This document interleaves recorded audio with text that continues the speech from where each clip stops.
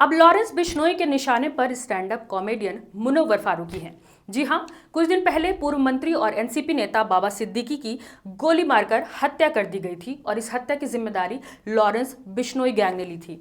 इसके बाद से खबर आने लगी कि अब ये लोग सलमान खान के पीछे पड़े हैं। इसको देखते हुए एक्टर के घर की सुरक्षा बढ़ा दी गई। लेकिन बाबा सिद्दीकी के हत्यारों से जब पूछताछ की गई तो उन्होंने बताया कि लॉरेंस बिश्नोई गैंग के अगले निशाने पर स्टैंड अप कॉमेडियन और बिग बॉस 17 के विजेता मुनव्वर फारूकी आ गए हैं। मैं हूं रूबा अंसारी और आप देख रहे हैं मिल्लत टाइम्स। लॉरेंस बिश्नोई कौन है, उसकी मुनव्वर फारूकी और सलमान खान से क्या दुश्मनी है और वो जेल में रहकर इतनी हत्याएं कैसे करवा पा रहा है, इस वीडियो में इसके बारे में बात करेंगे।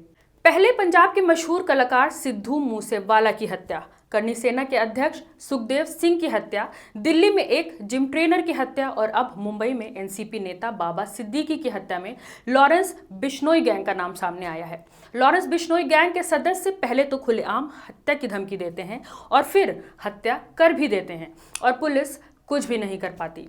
आपको बता दें कि अब तक जिन जिन लोगों का मर्डर हुआ है उन्हें पहले से ही धमकी मिल चुकी थी। उन्होंने प्रशासन से सुरक्षा की मांग भी की थी, लेकिन इसके बावजूद इन लोगों की हत्या कर दी गई।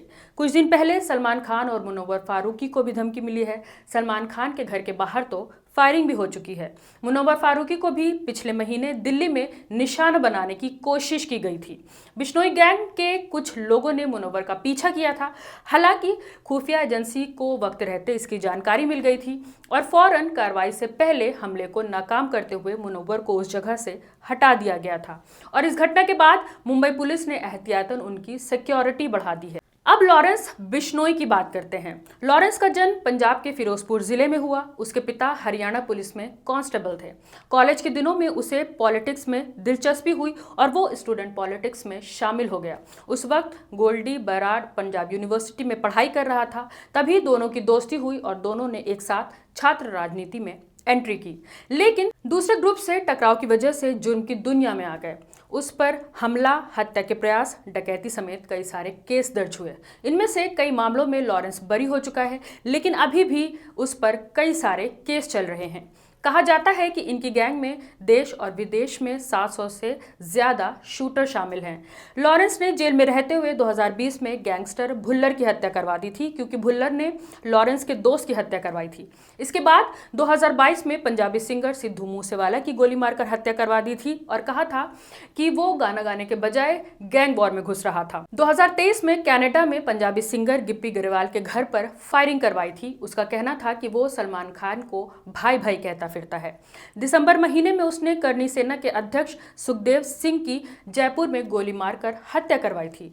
दिल्ली के एक जिम ट्रेनर की हत्या करवाई थी। सलमान खान के घर के बाहर फायरिंग करवाई थी और अब महाराष्ट्र के पूर्व मंत्री बाबा सिद्दीकी की मुंबई में उनके बेटे के ऑफिस के बाहर हत्या करवा दी।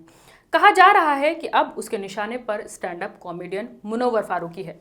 थोड़ा सा मुनव्वर फारूकी के बारे में भी बताते चलते हैं। मुनव्वर फारूकी का जन्म गुजरात में हुआ था। साल 2002 के गुजरात दंगों में तबाह होने वाले घरों में एक घर मुनव्वर फारूकी का भी था, जिसके बाद वो अपने परिवार के साथ मुंबई शिफ्ट हो गया। मुनव्वर अपने उस दर्द को अक्सर कॉमेडी के रूप में बयान करते हुए नजर आते हैं। वो अपने वीडियो में अक्सर कुप्रथाओं को, सामाजिक बुराइयों को अपने कॉमेडियन अंदाज में पेश करते हुए नजर आते हैं। मुनव्वर फारूकी देश में चल रही राजनीति पर, पार्टियों पर, नेताओं पर भी अपने कॉमेडियन अंदाज में तंज करते हैं। मुनव्वर उस वक्त चर्चा में आ गए जब 2021 में उनकी एक कॉमेडी एक्ट को लेकर जेल की सजा हुई थी। गृह मंत्री अमित शाह और हिंदू देवी देवताओं पर कॉमेडी करने पर मुनव्वर फारूकी पर धार्मिक भावनाएं आहत करने का आरोप लगा था और उन्हें 37 दिन जेल की सजा काटनी पड़ी थी। जेल जाने के बाद ऐसा लग रहा था कि शायद अब फारूकी का करियर खत्म हो जाएगा, लेकिन जेल से बाहर आते ही उन्होंने जो कमबैक किया वो भी तारीफ के काबिल रहा। जेल से निकलने के बाद उन्हें कंगना रनौत का रियलिटी शो लॉकअप ऑफर हुआ और वो इसे जीत भी गए। इसके बाद वो बिग बॉस 17 में नजर आए और बिग बॉस 17 के भी विजेता रहे। कहा जा रहा है कि मुनव्वर ने कई शो में हिंदू देवी देवताओं को लेकर कॉमेडी की थी, जिसकी वजह से लॉरेंस बिश्नोई का गैंग उनसे खुश नहीं है। इसी तरह सलमान खान ने काले हिरण का शिकार किया था, जिसे बिश्नोई समाज पवित्र मानता है और देवता के समान पूजता है। इस घटना के बाद राजस्थान का बिश्नोई समाज सलमान खान से खफा हो गया था और तब से ही लॉरेंस सलमान खान का जानी दुश्मन बना हुआ है। अब बात करते हैं कानून व्यवस्था पर।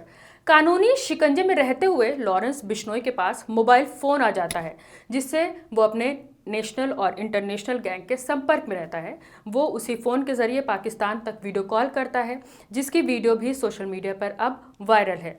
सोच कर देखिए कि अगर एक खतरनाक अपराधी को जेल में रहकर भी मनमानी करने का मौका मिल जाता है, तो क्या कानून व्यवस्था लागू कराने वालों की नीयत पर तीखा सवाल नहीं उठता?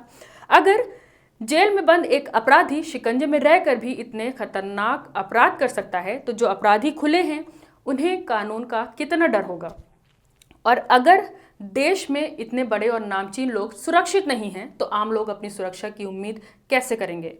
बाबा सिद्दीकी की हत्या के बाद मुंबई पुलिस लॉरेंस बिश्नोई को कस्टडी में लेकर जांच करना चाहती थी, लेकिन अमित शाह के केंद्रीय मंत्रालय ने पिछले साल एक आदेश दिया था और कहा था कि लॉरेंस को कोई भी एजेंसी कस्टडी में नहीं ले सकती।